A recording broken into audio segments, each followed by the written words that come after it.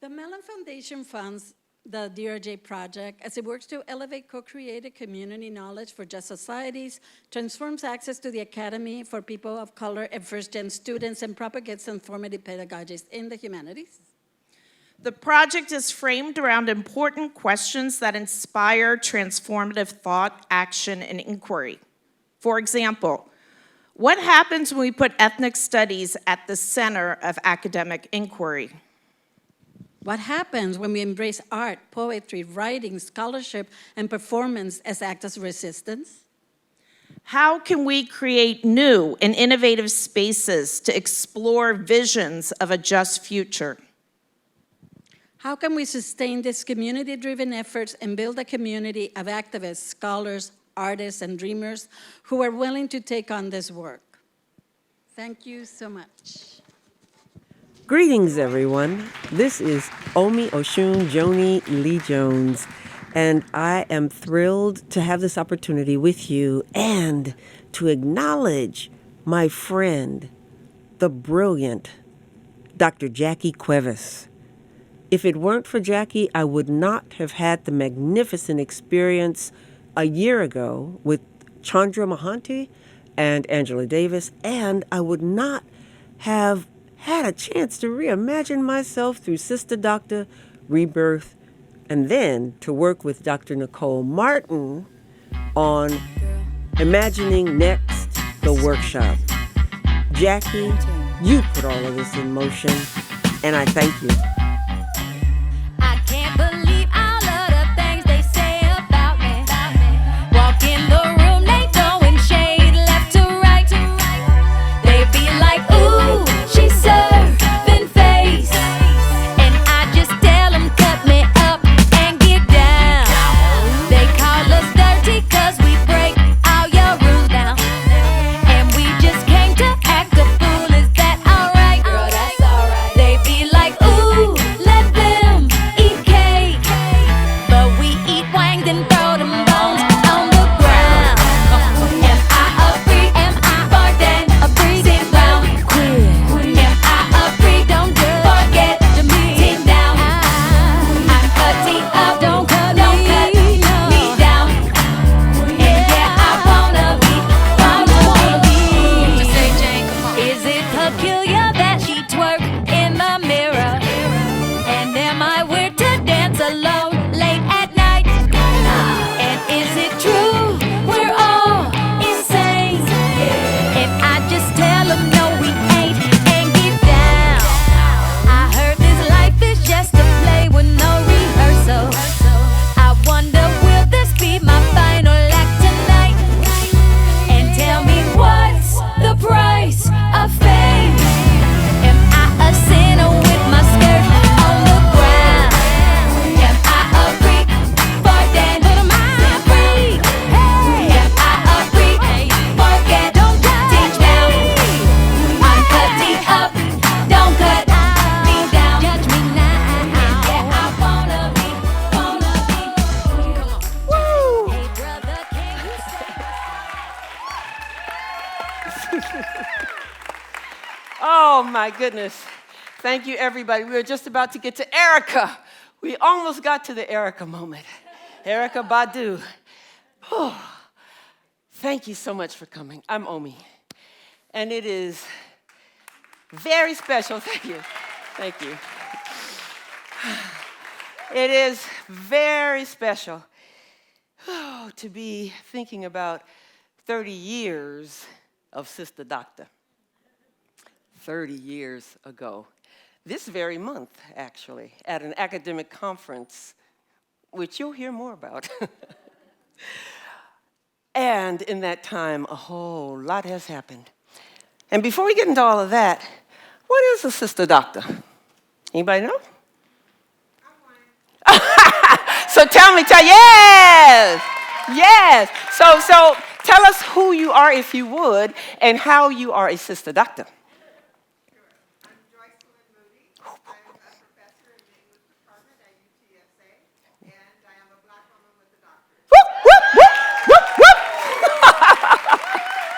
Very special.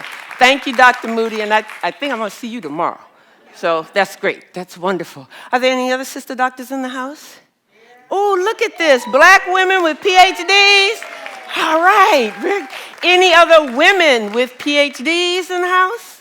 Yes. How about some sister doctors in training?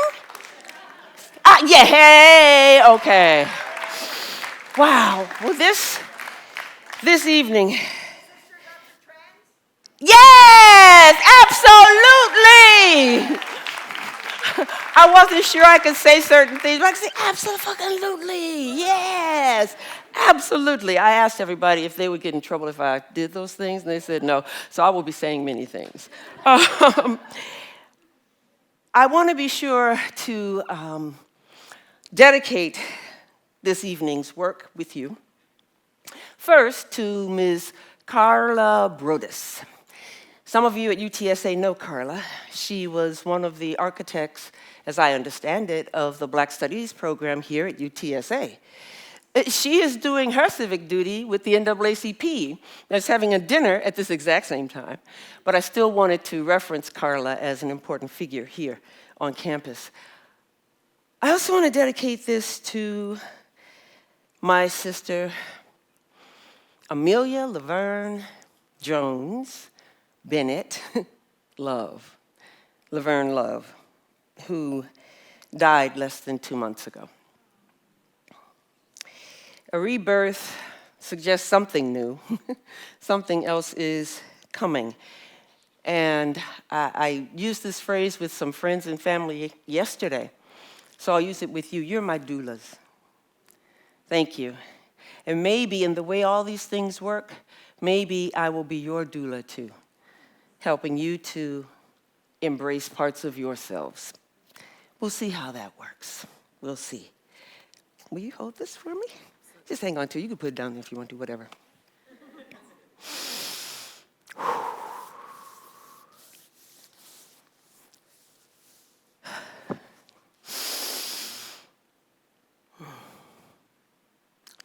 Breathing in. Breathing out. It is the cycle of life. That breathing in that gives us life takes us closer to death with every breath. That's the deal. Breathe in, breathe out. What are the entry points for this rebirth? A birth has a particular canal or cesarean, as in my case. But this, a rebirth, so many entry points. Is the first entry point my retirement from the University of Texas after 28 years? Is another entry point a recent theatrical production that caused me to think again about my artistic purpose? My academic purpose was called into question when I retired, and now my artistic purpose. So parts of my identity were slipping, changing, moving. Maybe another entry point is my body, my aging body. Not as fast in the limbs, not as keen in the mind. Is that the entry point for a rebirth? Is there some wisdom in this aging? Or is the entry point the death of my sister? She is returning to what breath takes all of us to eventually.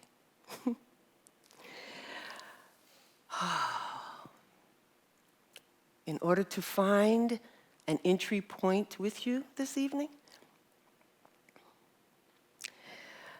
I have asked Dr. Kimberly Montford, Dr. Montfort, there you are. You were dancing with me a minute ago, which is great. Dr. Montfort is an associate professor of music at Trinity University. And Dr. Montfort, if you are willing, we're going to go in some different directions this evening, and there are two I'd like you to choose between. We'll get to both of them, but what you decide will launch us. Wisdom as one entry point, or purpose as an entry point? I had some back here. Which would you like to start us with? Wisdom. Okay. All right. Thank you. And I'm going to do a little bit of talking this evening, and I hope you will too. UTSA has been amazing. Kirsten, Alejandra, Gabi, Francis, I knew I was going, there are two other people who, Yasmin, Justine. Did I get everybody? I think I got the ones that I really work with very closely. They've been amazing at setting all of this up. And one of the things that they have done, they've provided you with programs. On the back of the program is space for you to write, and then there are sheets of paper also. Now, do you have things to write with? And if maybe you can share with somebody, if not. Because as we move into wisdom, I'd like you to think about, what wisdom do you carry? And if somebody needs something, do we have more programs out there or other pieces of paper so that we can be sure everybody has something? You'll have about, let's say, 1 minute. It's quick writing time. What wisdom do you carry?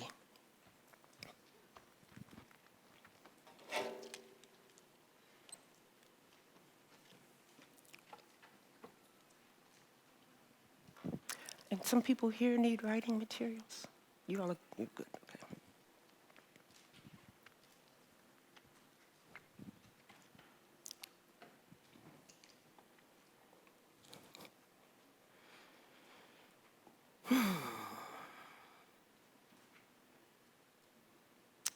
You have about 30 seconds.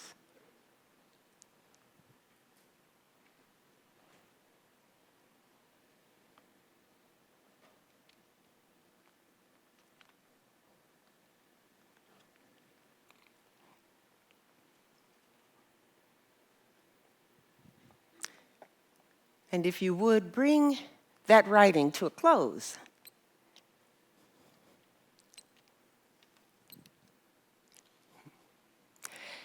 Take a look at the writing you just created and find in it something that seems to really capture the spirit of that wisdom.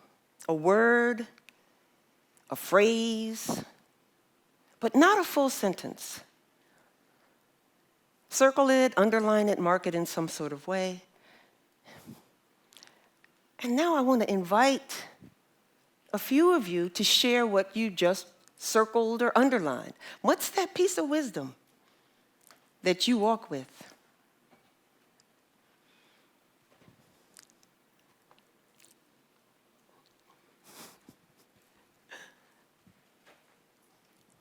Oh, do we have some hands up? I didn't see any. You're probably being more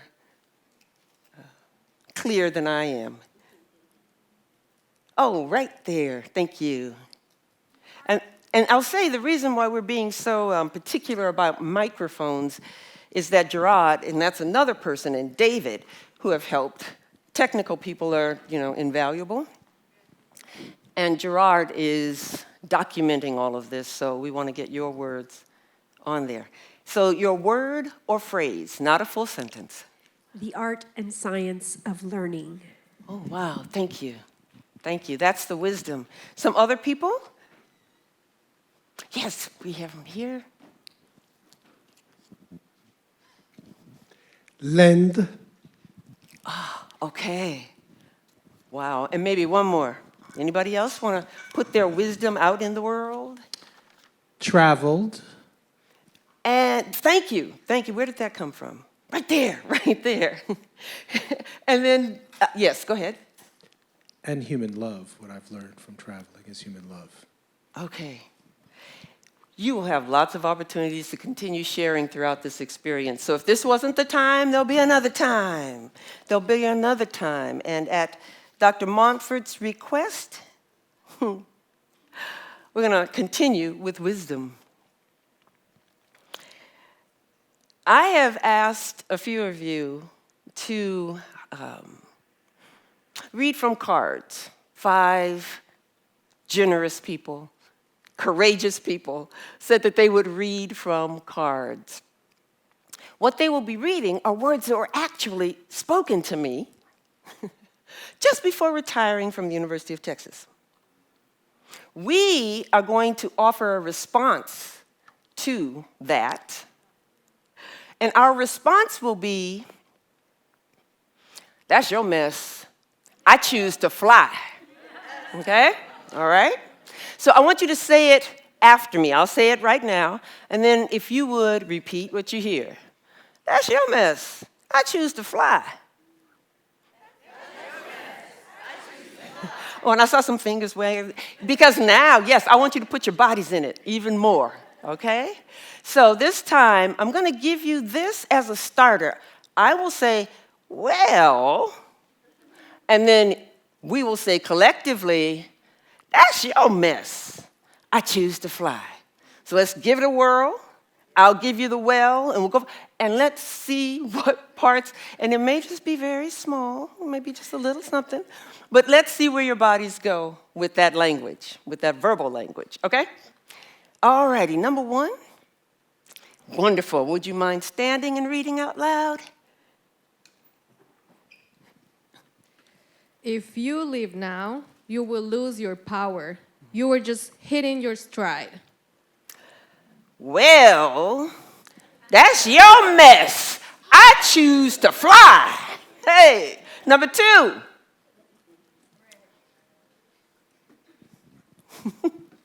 Wait, let me stand up for this. Take your time, it's all good. At the meeting today, you didn't speak up. You know, Audre Lorde said, our silence will not protect us. Well, that's your mess. I choose to fly. Hey, number 3.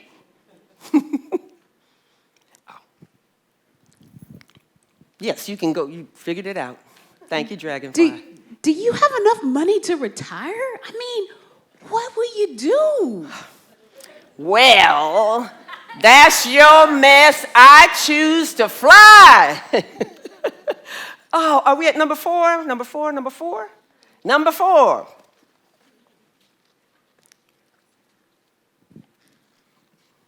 You just got tenure and promotion. Asking for another promotion, no matter what your salary is just unseemly. Well, that's your mess. I choose to fly. And then number 5, please. Yes.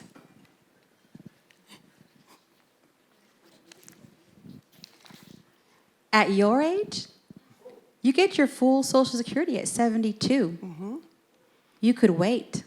It's not bad. Well, that's your mess.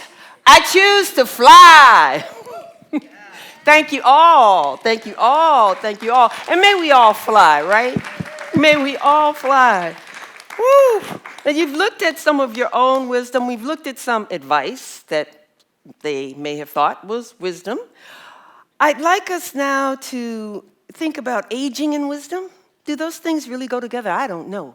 And I'm asking myself that question more and more as I get older and am grateful to be getting older. This time what I'd like you to do is to imagine the oldest person in your life who you really love, somebody you treasure. Who's the oldest person? Just reflect on them for a second. And you will have 2 minutes to tell someone you don't know who that person is and why you love them. So each of you will have about a minute. I will let you know as the time progresses. You may have to turn around in seats or jump across seats or whatever is necessary, but somebody you don't know, okay? So take that time now. Tell someone about the elder in your life who you love.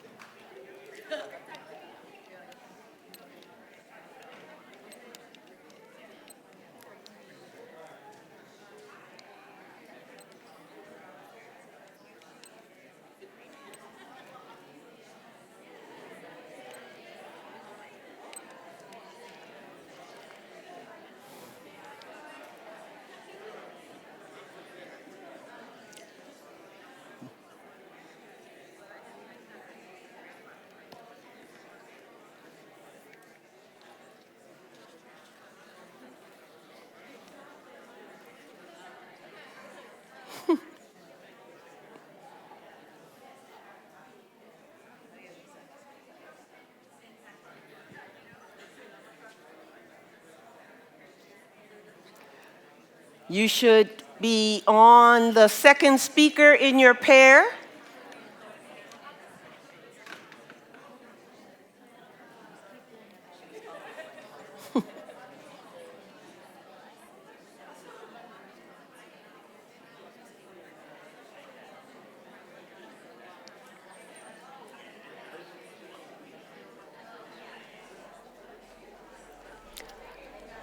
And if you would, please bring your conversations to a close.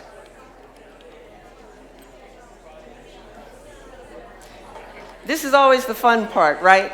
Having to disengage, that's hard. Thank you, everyone. You've told some stories. Now I want to tell a story.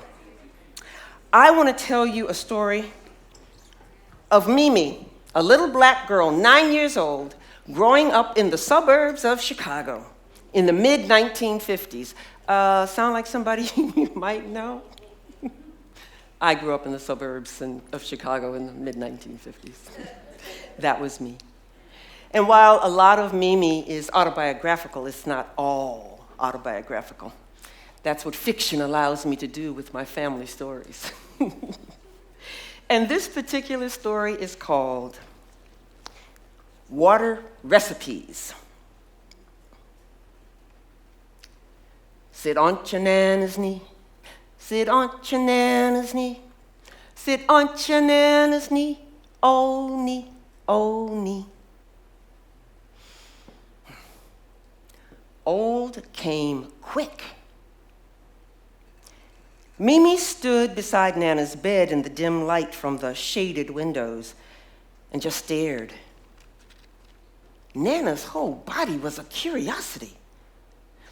It was Nana, but dry and slow and smelly.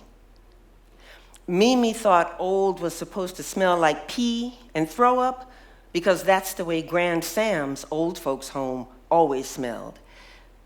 But not Nana. Her smell was sweet, like that flower Mimi couldn't quite remember, like old Christmas candy that sticks to the cellophane. When Mimi hugged her, as she did every night, she could also smell something like moldy Wonder Bread, stale and sad and ready for the trash. Nana's neck skin was pleated, like the hand-me-down green plaid skirt Mimi got from her sister.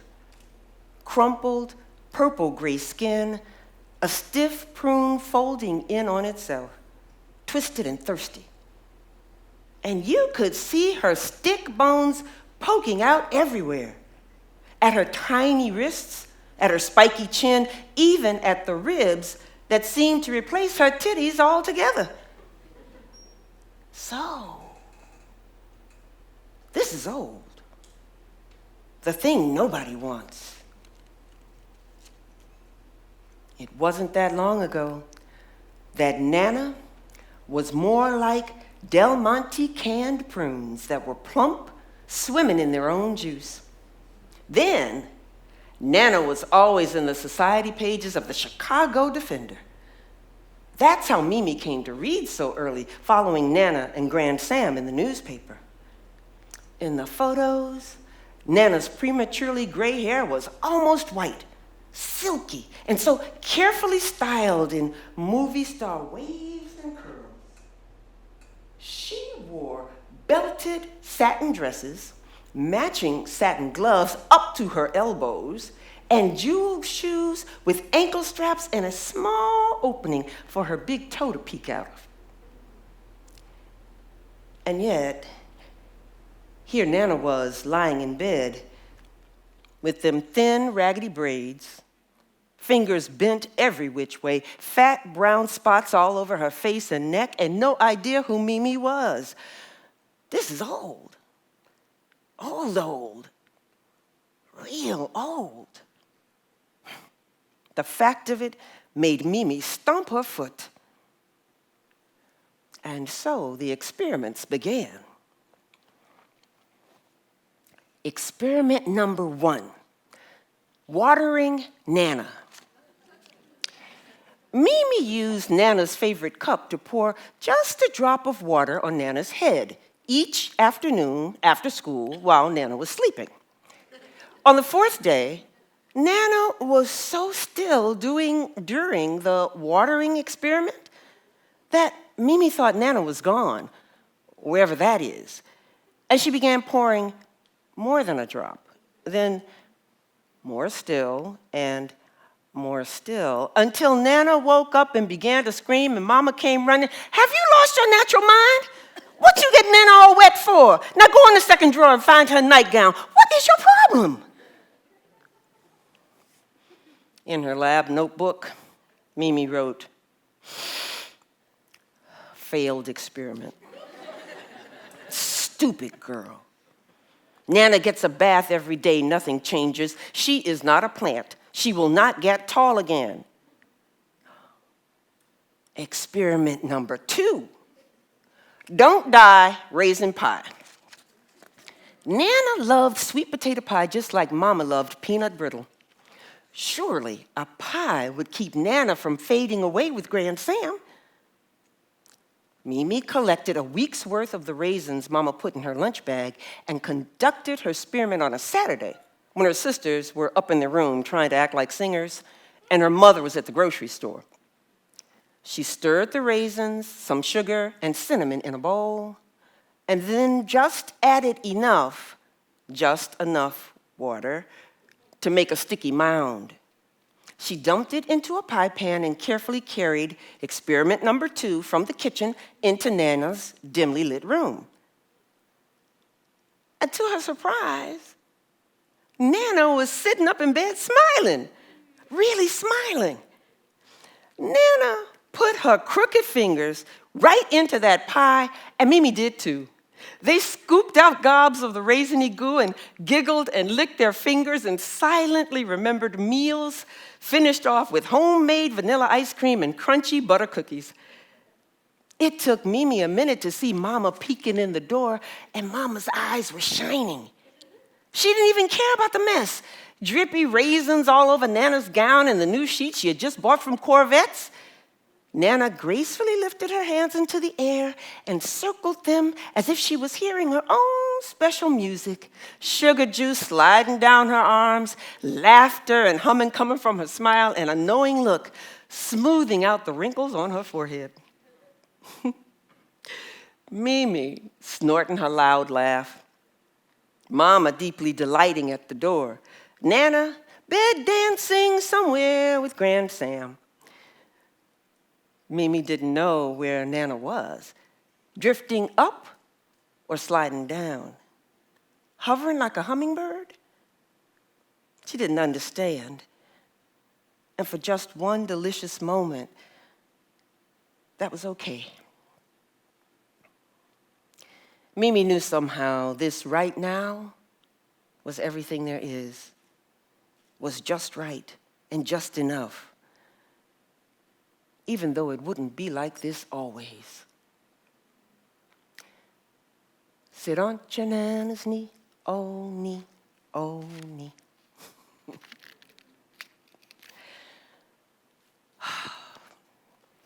Let us move to thank you. Thank you very much. And Mimi thanks you. And then we should move on to purpose. And to launch us here, I again want to ask you to respond to a question. Why are you here? You'll have about 2 minutes to write a response to this one. Why are you here? I encourage you to be rigorously honest with yourselves. The point is not to share when I invite you to, but to be listening to your own instincts. Tell your own truth. Why are you here?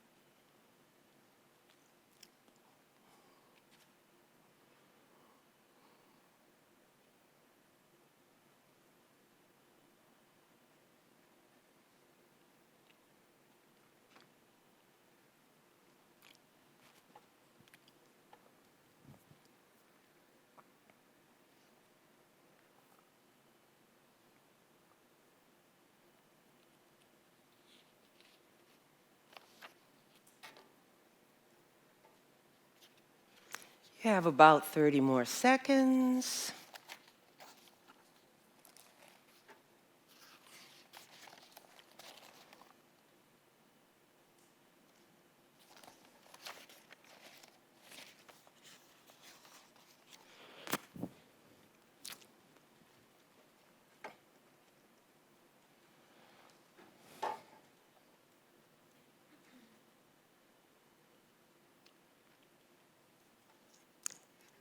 And now, if you would, bring that to a close.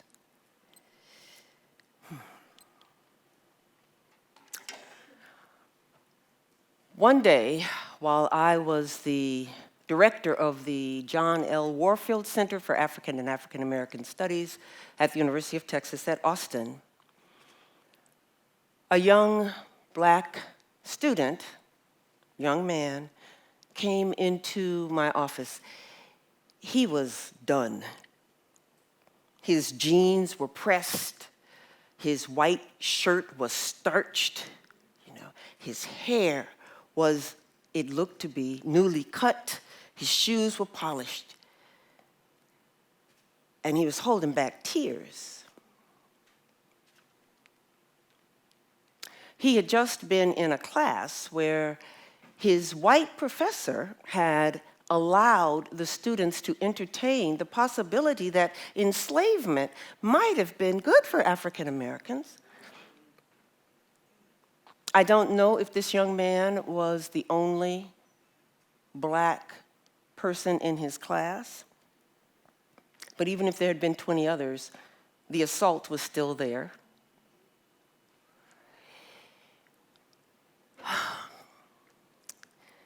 Institutions are designed to protect themselves, to perpetuate themselves. The very definition of institution resists the kind of flexibility that many of us know it ought to have.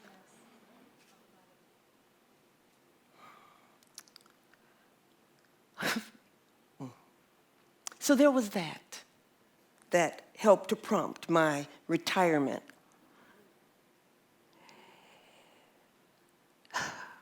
And it was not only the pain, and there were so many painful things at the University of Texas at Austin.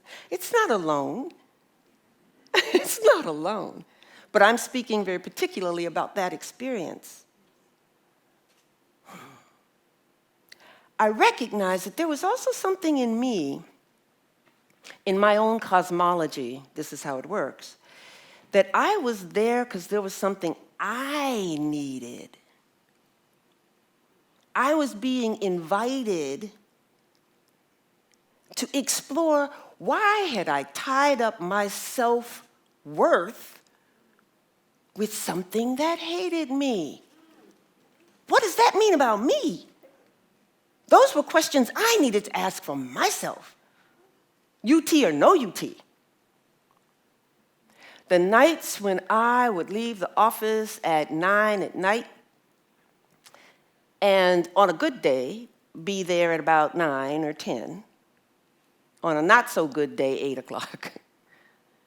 The nights when I would cry, because I'm just, why is this not working for me? Everybody else seems to be able to do this. What's wrong with me? I was in one of the many Zoom gatherings that many of us have been on. This time it was a gathering of people who were trying to look at racism, a wide range of people. And one of the facilitators, black male, simply said to all of us on those Zoom screens, "You are not defective." And it hit me. And tears came.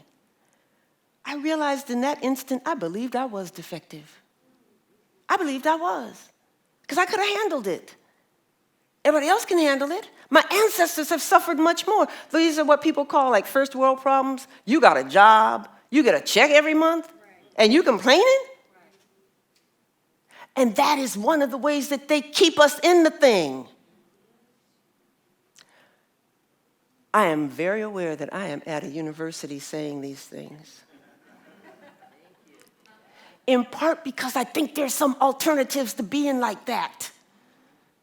That once we grieve the loss of some sort of innocence about being smart and kind and hardworking, we'll reward you.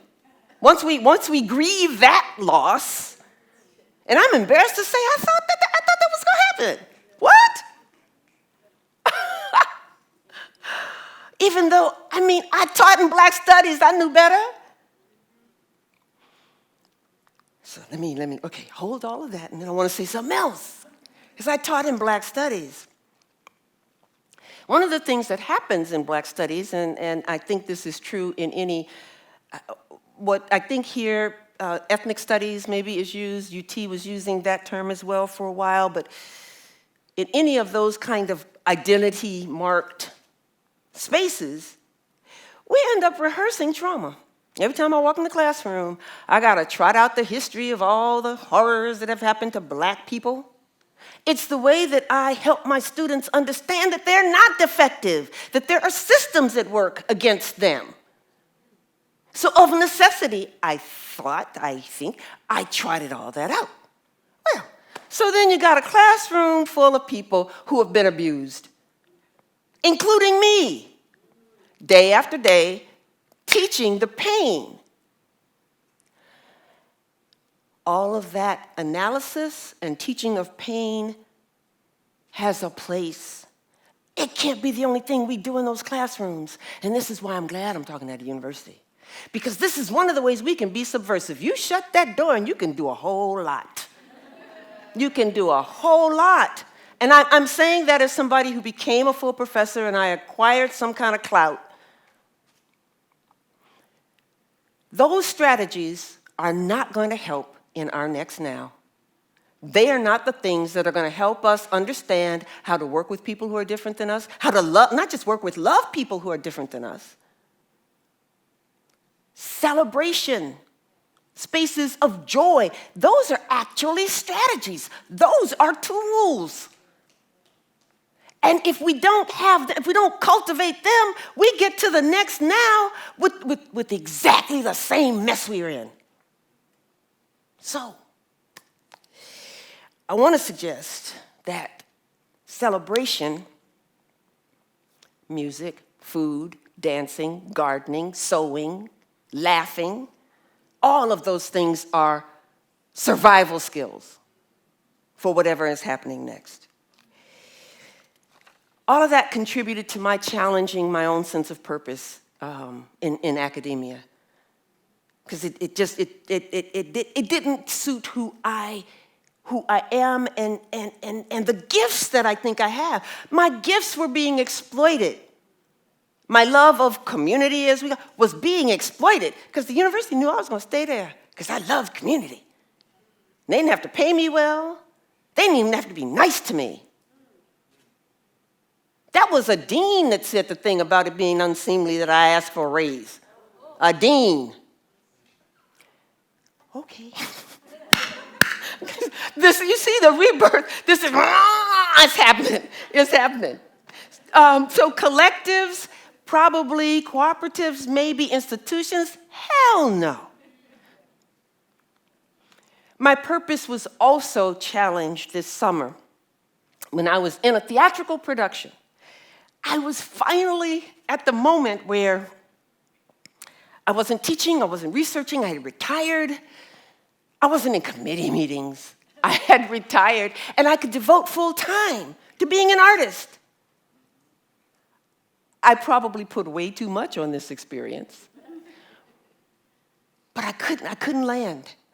I couldn't find the place of, you know, that is art making. That's when you don't. It's like you just. You're doing that? I could not. It was stiff. You know, I was like this, and I didn't know what to do. As happens with art making and many things, the things you are asked to say in a performance are the exact things that you need to tend to. So one of the first things that I had to say early on in this performance was, unroot the stuck, walk through it, let it churn and crumble away. That's from Sharon Bridgeforth's Bull Jean We Wake. Yeah, she can give her those snaps, The other funny thing, as I said those lines, I had a mirror. I was like this with people. Unroot the stuck, let it churn and crumble. I needed to flip that mirror around and look at myself. What was I holding on to? What vestiges of not being enough, of being defective, was I holding on to that didn't allow me to fly in the moment that I most wanted to fly? I had it tattooed on my arm. Remember, sweet one, you are a jazz artist. And I couldn't find it. Sharon, my wife, is fond of saying, I can't remember who she's quoting as a jazz artist. There are notes between the notes, you know. I couldn't find the between. I could do the notes, but I couldn't do the between. And then, later in the piece, I had these lines. Them, they old. Oh, they can still stew a room, but them, they old. I can see their knees wobble. I can hear their back creak. I can feel the older they. I went into this production terrified. I can't remember. Y'all see, I can't memorize no lines. That's not a capacity I have at this moment. My body is not as quick as it used to be. Was I going to be able to stand up to the rigors of a production? Could I do it? And then there I was saying the line, they old. Saying them right there. The external environments and work that we do are information for and reflections of our internal. And that was surely true with this. You did, why are you here, right? You did do that, all right. Good. This is why I got this paper right here. Will you circle something that was powerful for you in that? I think I've said enough about the academy and enough about my performance life. You get the sense of it. Circle something that's potent for you in that message, in what you wrote. Oh, boy. And now, would someone like to share the word or phrase that they wrote? And again, it's more important that you be honest than it is that you share. So I saw someone back here. Oh, yes. Yes. And you all can, y'all can just take over. See? You see what I'm saying? Yes, please. Oh, would you say it one more time? I couldn't hear it.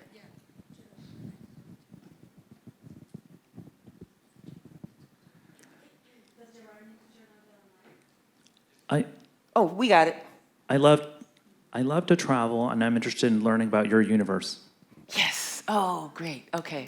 Thank you very much. Now, I'm going to make sure my particular doulas up here are going to get some love. So would you please? I just wrote to heal. To heal. Thank you. Are there any others about purpose?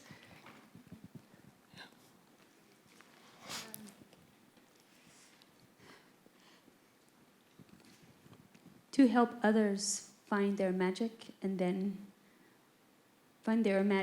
for those people to pass on that magic and the medicine for other people. Wonderful. Thank you. Thank you very much.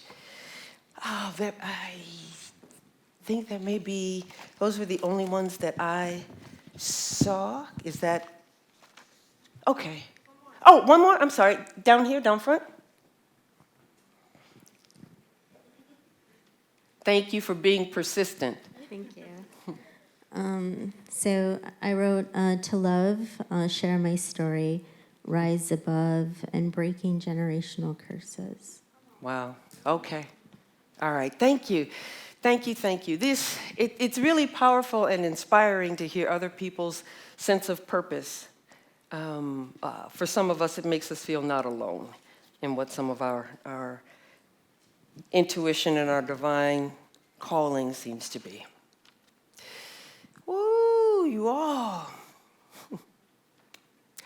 We have been looking at purpose, we've been looking at wisdom, and there's a third area. It's becoming. In thinking about becoming, I want you to do a little writing again, please. This time, what experience, choose one, has shaped you for the better? What experience in your life has shaped you for the better? You'll have a minute. What experience has shaped you for the better?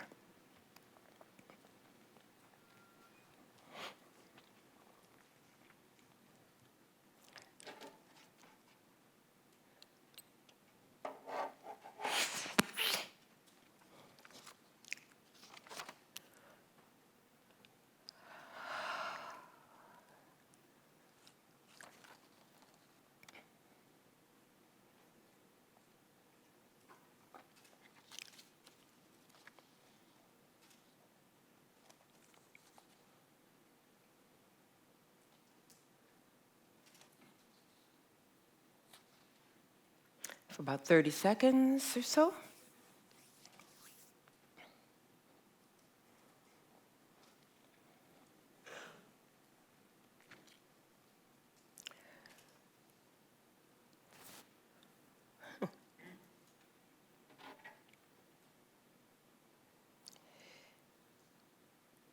And if you'll begin closing that.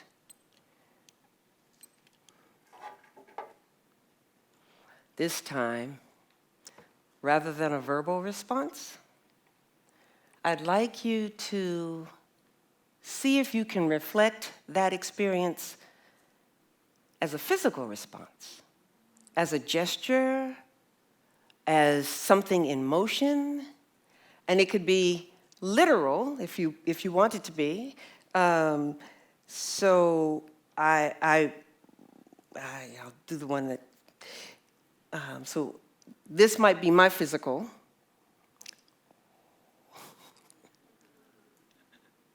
And if I were doing the same thing and wanted it to be abstract instead, it might be. And you're welcome to use the aisles. Do be careful if you choose to get locomotive on the aisles, so be careful. So this time, we're going to do it all together. And if you had a static gesture, that's great. Just hold that gesture for a while. If it's in motion, keep the motion going for a little bit, okay? When I say begin, offer up your version, big or small, of the thing that shaped you for the better. And begin.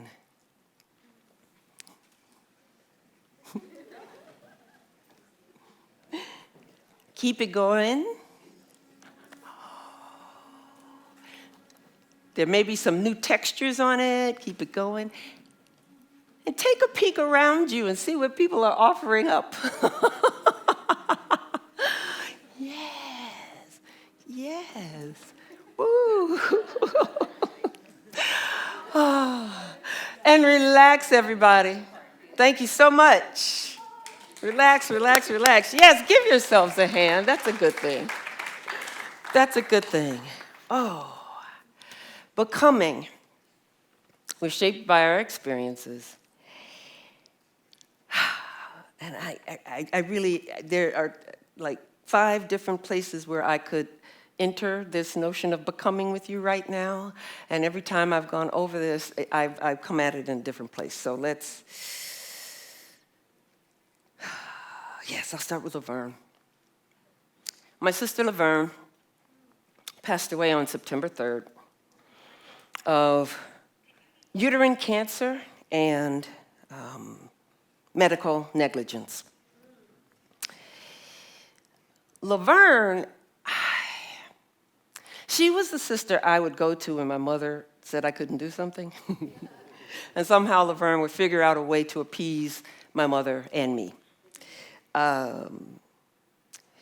Laverne is the sister who took me to downtown Chicago, to Marshall Fields, to buy my prom dress, to get my makeup did.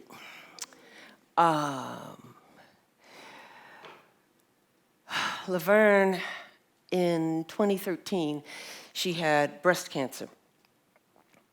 She had a lumpectomy. It went away. In 2016, it came back. She opted for a double mastectomy. All this while, she's smoking. She doing that thing. That says a lot about Laverne. In the last 8 months of her life, during much of those 8 months, she was in medical facilities that allowed her to smoke. I don't get it, but okay. Allowed her to smoke. And even when she came home, where she lived with one of my other sisters, she went to her favorite place, to her car in the driveway, so she could smoke her cigarettes, do her crossword puzzles, and light her candles, and occasionally take phone calls. That was Laverne. I know that I have my sense of design from her. We both think more is more. So rooms just fill up with more and more things that are meaningful and beautiful to us. Laverne, oh, I have to tell you this. She taught me how to use a sanitary napkin. Y'all, some of y'all don't even know, a sanitary napkin, it sounds, I mean, that's a bygone era, right? And since I'm in that area of the body, I get to talk about vaginas. How's that for a segue? It really, I think these things will knit together. The last time I went to the gynecologist told me that my vagina was atrophying. I was like, okay. I know atrophy to mean that it's a muscle that's not getting used, right? And so it's not as, I don't even want to do a comparison. A muscle that is not getting used. Well, I had my daughter through my vagina. Well, actually, it was cesarean, but the vagina was working hard, too, in that moment. My sweetheart, Lee, Robbie Gaiman Jones, is now almost 40, so that was a while ago. I am a queer woman, and my wife and I, let's just say penetration is not part of what we do. It may be a part of love, but a lot of people do, and that's great. Not us. So that my vagina, which was not being used, was atrophying, was not odd, and it wasn't even a problem. It was aging, and in a particular circumstance. For my gynecologist, I think the aging of that vagina was a problem. I said, if you would get some coconut oil, it would take care of so many things. I told her she could make millions of dollars if she wanted to, right? I think you understand what I'm getting at.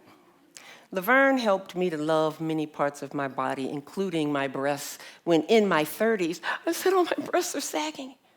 What? She said, what are you talking about? It was ludicrous to be having a conversation about sagging breasts. And then when she had the double mastectomy, I got to reflect on all of that. All of this has to do with becoming because Laverne was such an important part of my life. Laverne was addicted to cigarettes. I have another sister who drinks a lot. A lot. Not a sloppy drunk, but in the evening her speech is slurred and her mind is much less sharp. My addiction is work, overwork, because one day I'm going to prove that so I'm hooked.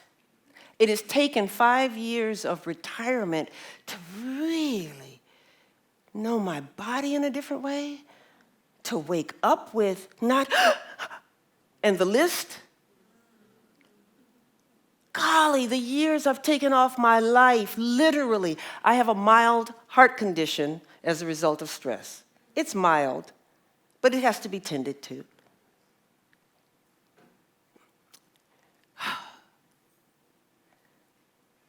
All of these things are important to my becoming. And I want to have all of us put what we're becoming into the room.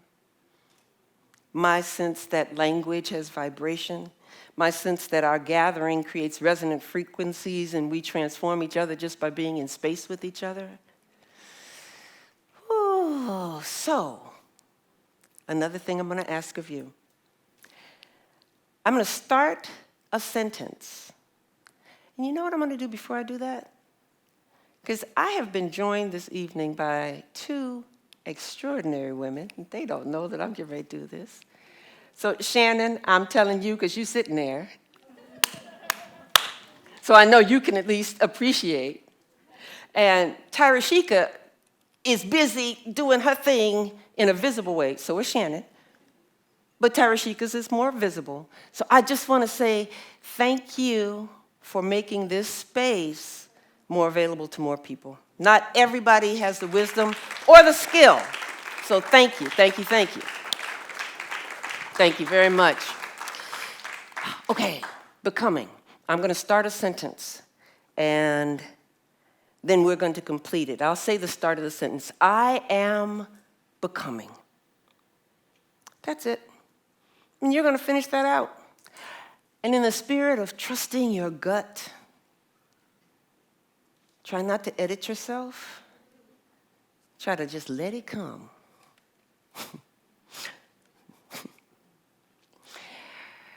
I will say it in a moment. I'll say begin. And then we will say together, I am becoming. And then everybody, as a cacophony of sound, just offer it up. Okay? All right. And begin. I am becoming bold and divinely guided. Whew. All right. You probably heard a few that were next to you at least, even if we didn't hear everyone. What I'd like you to do now, take that line that you just wrote, let's say, write it down on a piece of paper, and make that the beginning of your love letter to yourself, your statement of generosity to yourself. I am becoming, and dream. Even if you don't think that is what you're becoming, but it is what you want, say it. I am becoming, and you will write for about a minute. Full sentences, be bold. Say the impossible. I'm becoming a bird.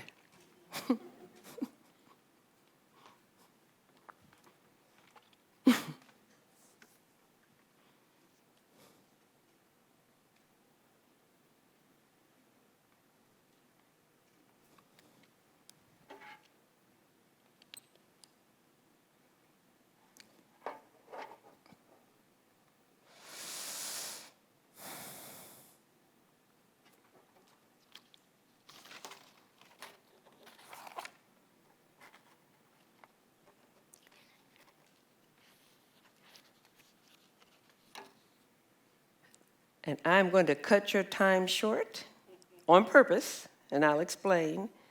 So if you begin to bring that to a close, I'm cutting it short so that your succinctness will be part of the power.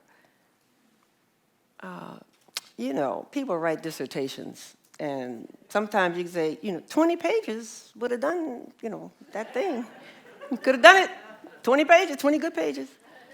So rather than ask you to stretch and stretch and stretch, and there may be many nuances you want to add, but rather than that, keep it simple. And yes, I'm now going to ask you, one or two or three of you, to please share at least the first 2 sentences of what you have written. A few of you. Oh, thank you. I keep going past. Here you go. And I don't know if it's actually on. You'll know in a minute. 1, 2. Okay. Me, I wrote, I'm becoming a new person with mind, body, and spirit. Everything around me is changing no matter what. So nothing is old, but always new. Oh, yes, thank you. Thank you very much. Others? Okay, well, let's go. We're going to take that one back here, and we'll get back. Hello, good evening. Good evening. I am becoming a señora. I have left being a naive, nice girl, lady, teacher, and moving into womanly jaguar ways. Thank you. Thank you. Yes, we thank all the crones in the house, all the crones, all of us. Are there more here? Okay, and then I'll come back. I am becoming more than what I'm supposed to be. Through understanding myself, I can allow myself to transcend, and no one can stop me then. Thank you. And we have someone here who wants to share, but has shared once, right? So if there's another, we'll come to you too, but I want to just make sure. Is there anyone else? Yes, right here. I am becoming an old woman, rebirthing, dying, and regenerating herself. Oh, yeah. That's exactly what I'm trying to do. That's exactly. Thank you very much. And we'll go here. Then we will go with you now. There you go. I've been stuck on the same thought throughout this whole time. I'm becoming a healer through frequency, food, art, touch, and guidance. Thank you. And not stuck on the same thought. You're getting new vibrations on that thought, right? Okay. All right. Thank you, everybody.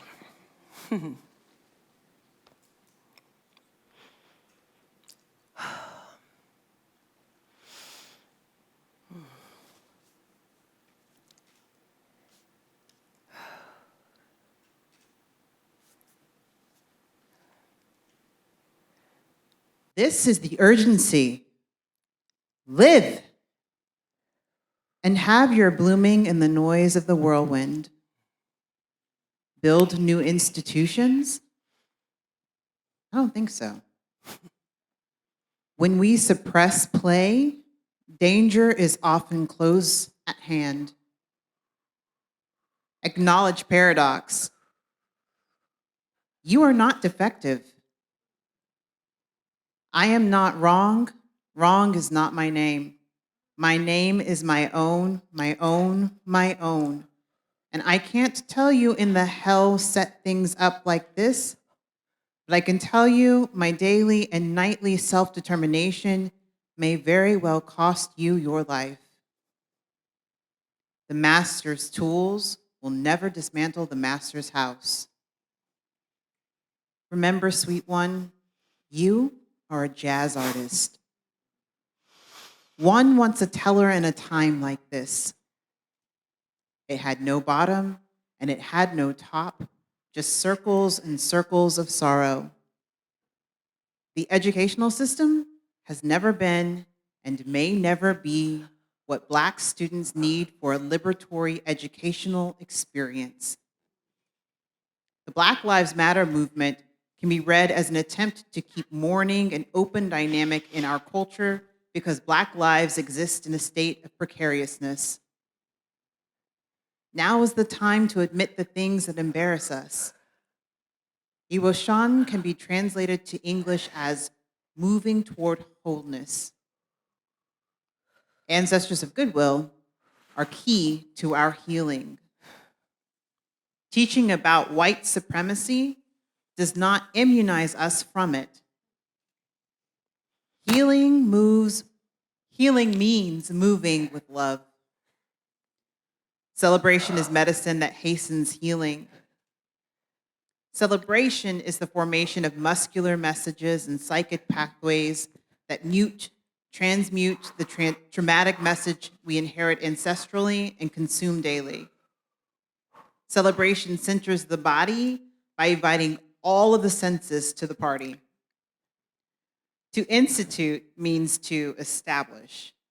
This seems the antithesis to the nimble, improvisatory, consciously morphing, multi-communitized entities that can serve more of everyone. There are two different types of people. Some people come into this world to judge.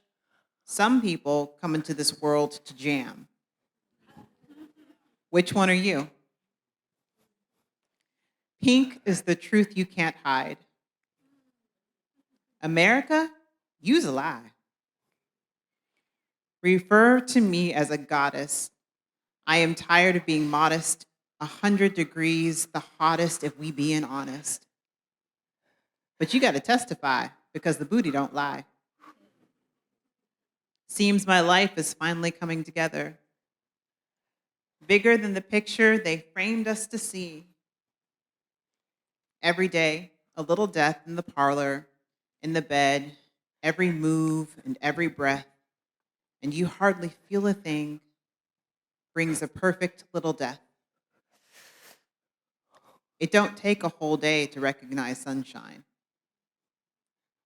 Orieo o moa dupeo ho, oshun tobio. Unroot the stuck, walk through it. May you be free. Oh yeah, they looks tasty, can still stew the room, but I hear their bones creaking, I feel their knees wobbling, I see the slow of they, and I remember when. The menopause is possibly the least glamorous subject imaginable.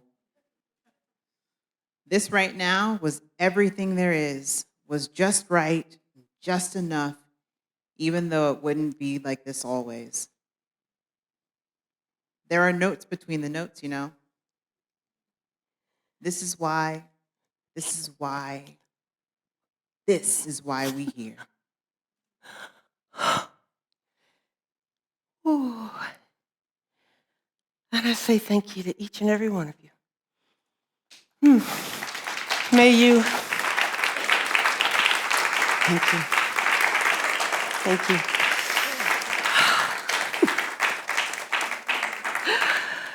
May you each come to know your divine self, the truth that is not externally granted, the truth that is yours, from your divine place. For the river, for me, for my ancestors of goodwill, ooh, may we all be free. Yeah. Thank you. Thank you very much. Thank you. You're never going to speak to me again, are you? Thank you. There we go. There we go. Patty. She's telling us it's a new day. Seems like I wish I could sing, y'all. I can't. And we're gonna have a conversation if you have time to hang out. I don't know what time it is. I know we're supposed to be out here at 8:30. It's probably 9 o'clock. I don't know.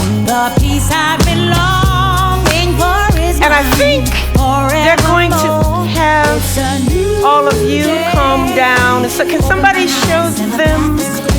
I can show them. Yeah, but what we're gonna do is to not block our interpreters. So we're gonna go this way. So they told us last time to go this way, yeah. And they've got special seats for you and everything.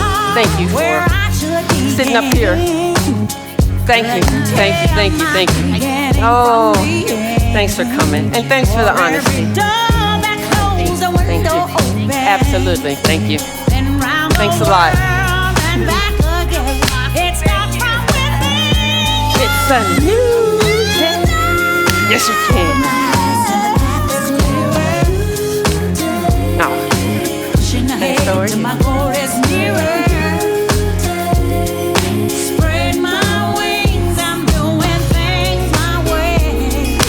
It's a new day. I'm excited for the things ahead of me. Thank you.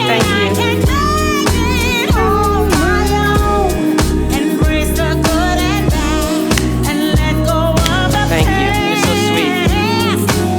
That was great. You know what?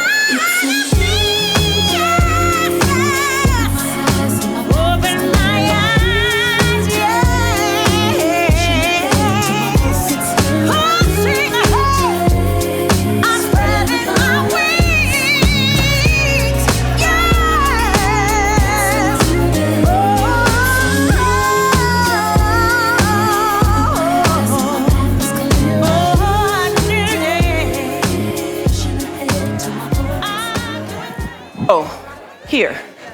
I think my thing may have. Are you going to make an announcement? Is it on? Hey, y'all, we're going to have probably like a 10-minute talk back with the audience witnesses who are still here. So even though we did play music and the doors were open, pretend that they weren't open and come back. So we're just going to take at least one question. And we're just going to talk just a little bit more with Nicole and Omi. Thanks, everybody. Bye, Dragonfly.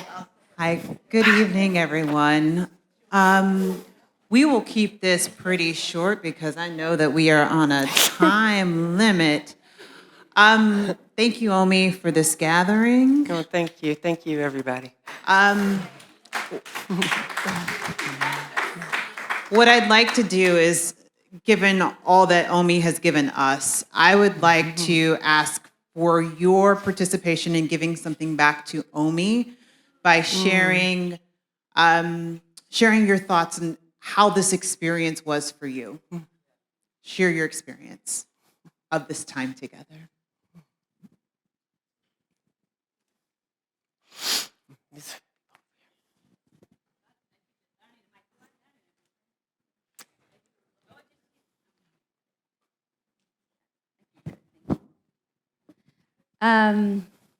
Thank you. This is definitely, for me, it's medicine, very healing, and it hit me hard. Some of those things, like that is you, and said, I'll choose to fly. I mean, sometimes I feel like I need to tell that to myself. Like, girl, that's your problem, I'm gonna choose to fly. But thank you so much for the medicine. It transcends and it transforms in many realms for me, the medicine. So thank you for sharing your energy. Thank you. Yeah. Thanks so much. Thank you very much. It means a lot.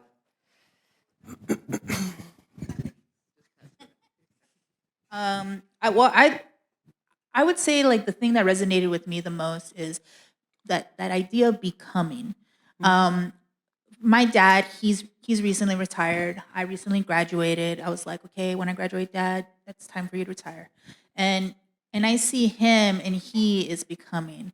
And my dad's like, well, I don't know. And I'm like, no, Dad, you're still learning. You're still evolving. You're still becoming. And I'm becoming. And we're becoming together. I don't know.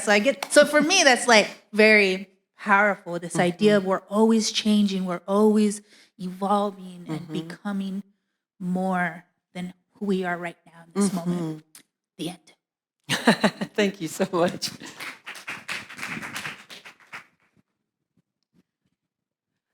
Dr. Omi, Went to say Dr. Omi. Sounds good. I know y'all know me as Dragonfly, but my full name is Robin Laverne Wilson. And so I grieve for you and with you. Thank you. I feel like being here is part of the medicine and magic that is unfolding and manifesting in my life right now. I'm in a metamorphosis stage. I have made space in my life for this moment to be here and reconnect with you. I invited my friend Ron, who just went to the bathroom, and he's gonna hate that he missed this moment, because as soon as I came up here, he said, you know, she was speaking to you. As my mother's caregiver. She's 83 as of today. She is now a cancer survivor, breast cancer. So I related to that too. But the cancer was a walk in a park compared to the dementia. And seeing her die in slow motion has made me become that much more aware of it's not just our body, but our minds that is precious as we age. And I just also wanted to share with you my becoming. I am becoming a prosperous baby crone. I am already an influencer, and I am unafraid of being seen and known, and the power that accompanies it, and how I will wield it wisely. I am becoming a woman with strong and unapologetic boundaries and expectations from life. Wow. Thank you. Thank you. Dragonfly. Bless you. Thank you so much. Thank you. Thank you. I think we have time for one more. Okay, shall I finish this? Okay, my name is Roberto, and I am a fellow theater artist, and I teach at Trinity University, especially Theater for Social Change, what you do. So, if you don't mind, I'm going to talk briefly about your performance. Okay. And what is beautiful about your performance is that we, in theater, we do have a problem. We are stuck with theater done in a certain way, where there is time and space, and a division between the artist and the audience. While you have demonstrated what I always believe, that the theater transcends time, space, and it is interactive.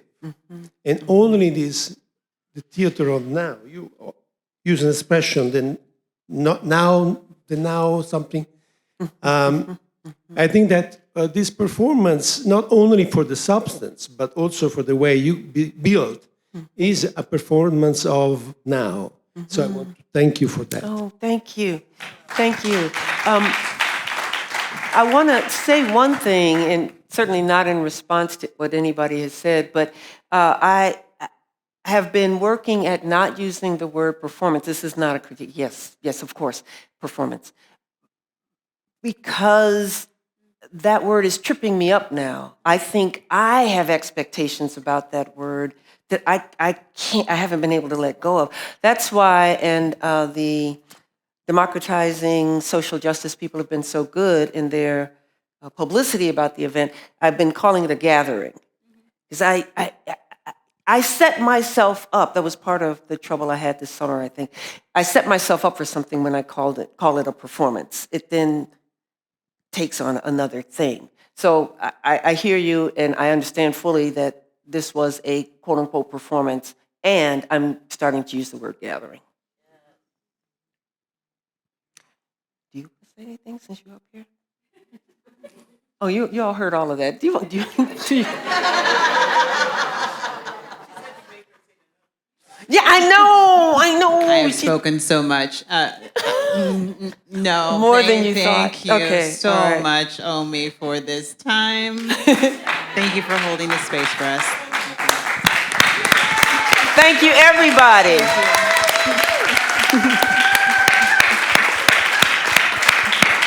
Thank you very much. Whoop, whoop. Oh, golly. Be safe. Have a good evening. Yeah.